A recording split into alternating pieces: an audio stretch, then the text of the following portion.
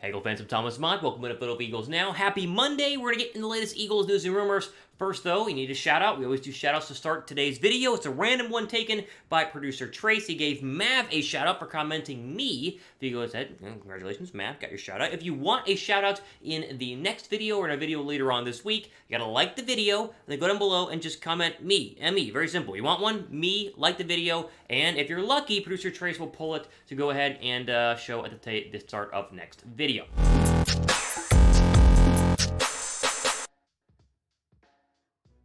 Let's go and jump into the latest Eagles news and rumors. A lot of stuff coming up here, including some OTA under-the-radar guys. Not necessarily the big-name guys who are playing well at OTAs, but some of the guys who are fighting for roster spots, fighting for, being the second stringer, third stringer. Some interesting notes from some OTA practice stuff we talked about in previous videos, but more updates on that coming up later on in today's video. Let's start, though, with the best wide receiver duo in the National Football League. Is it Philadelphia? Because Pro Football Focus went ahead and ranked all 32 teams in terms of their wide receiver duos, their number one and their number two, and gave you the best team and the worst team. And Philadelphia, not surprisingly, had one of the best wide receiver duos in terms of rankings from Pro Football Focus. They are inside the top 5, but are they number 1? We'll find out here in just 1 second. Of course, Philadelphia, the addition of A.J. Brown, massive this offseason. That's why they're included in this. They would have been middle of the pack had it just been DeVonta Smith. Now, he's going to have a great year. He's gearing up for a massive second-year campaign, but the addition of Smith just elevates this offense, as you guys all know, way, way higher than it potentially could have been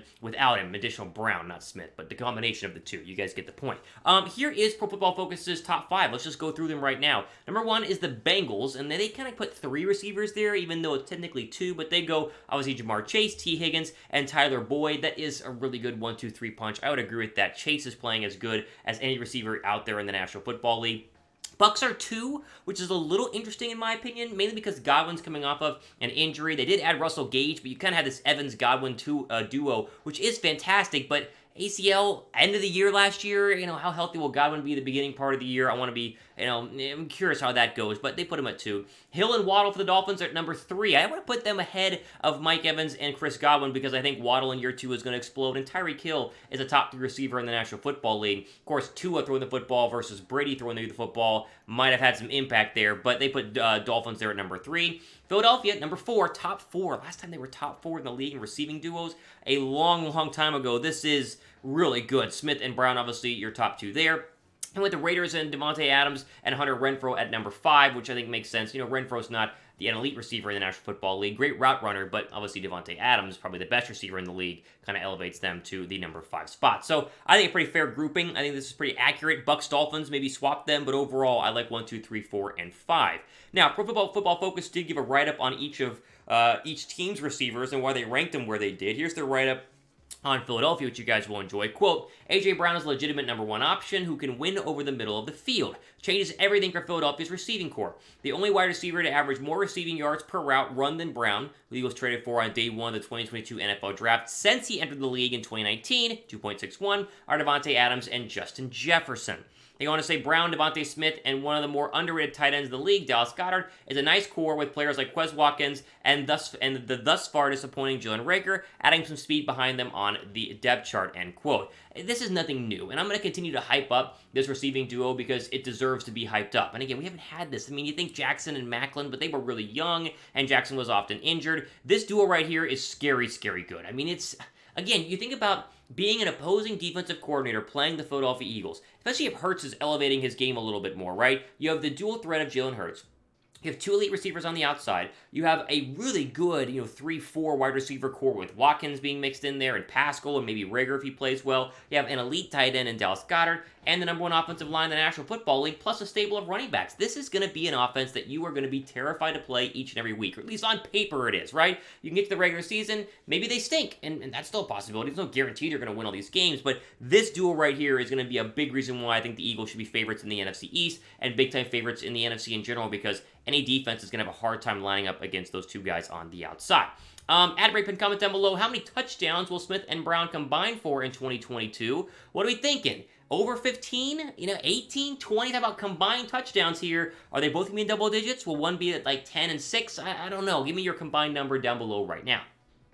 All right, moving on here quickly, if we're mentioning wide receivers, I want to mention Devin Allen, who you may recognize, you may not. Now, Devin Allen is officially a Philadelphia Eagle. He signed with the Eagles this past offseason. He's a track star, though, and in this past weekend, he ran the third fastest 110-meter hurdles ever in, recorded history. He was insanely fast and won his race, and it was all over Twitter, and people are saying, oh my gosh, look at the Eagles wide receiver. Field Yates had a tweet about it. Everyone's like, oh, next Tyreek Hill. I think it was a 12.81 was his official 110-meter hurdle time, which is, insanely fast. But I just do want to mention that he has an uphill battle, and there were people tweeting at me, at Real Thomas Mott this weekend, saying, oh my gosh, where's he going to be on the depth chart? He's barely on it. I mean, he is going to be fighting for his life to actually make this roster because the depth chart's stacked right now. There's no way you put Allen ahead of even a guy like Jalen Reagor right now because Allen is completely unproven in the National Football League. He's going to take a lot to go ahead and I think get NFL ready. He's very small. He has the Tyreek Hill build, but can he actually be Tyreek Hill? Probably not. So I just want to calm down the hype around this Allen kid because, again, if you're on Twitter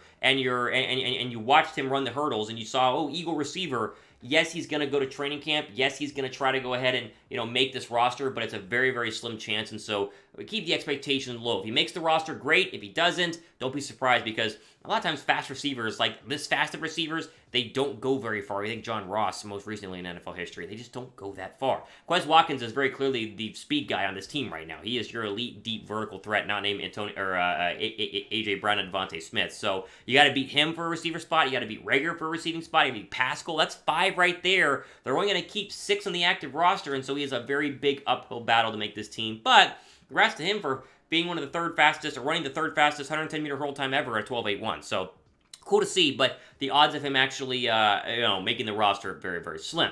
Although, like the video to show him some love, because it still is impressive how fast this guy is. Let's get 800 likes on today's video. I think we can easily do that. Go down below, give this video a thumbs up. And while you're at it, right below the thumbs up button, the subscribe button, as we give you guys great coverage all year long. It's the peak of the offseason right now, June 13th, and we're still giving you guys great Eagles news and rumors, better than anybody else on the platform. We're at 30,140 subscribers. If you guys want to keep pumping that up, go ahead and go down below and subscribe. Okay, our final story you have today is going to be a 5-part story. Let's just say that. We're going to get into the under-the-radar OTA standouts via our friends at SI.com. They've been at training camp, and one of their writers listed 5 kind of under-the-radar guys who've been impressive so far at OTAs. Again, it's OTAs, no pads. We keep saying this every single time I mention the OTAs. This does not mean it's gospel. It doesn't mean that it's for sure going to be a great player based on his OTA performance. But here's what we know from SI.com so far. Jared Maiden has been kind of a standout at the safety position. He was the Bama draft pick 2 years ago, who was signed by the San Francisco 49ers, undrafted free agent, and then, of course, cut. He's getting some play there at safety, not in the starting position because Epps and Wallace are ahead of him. But don't be surprised if he pushes one of those guys to potentially make the roster or at least be a practice squad guy. He played at Alabama, played in the SEC.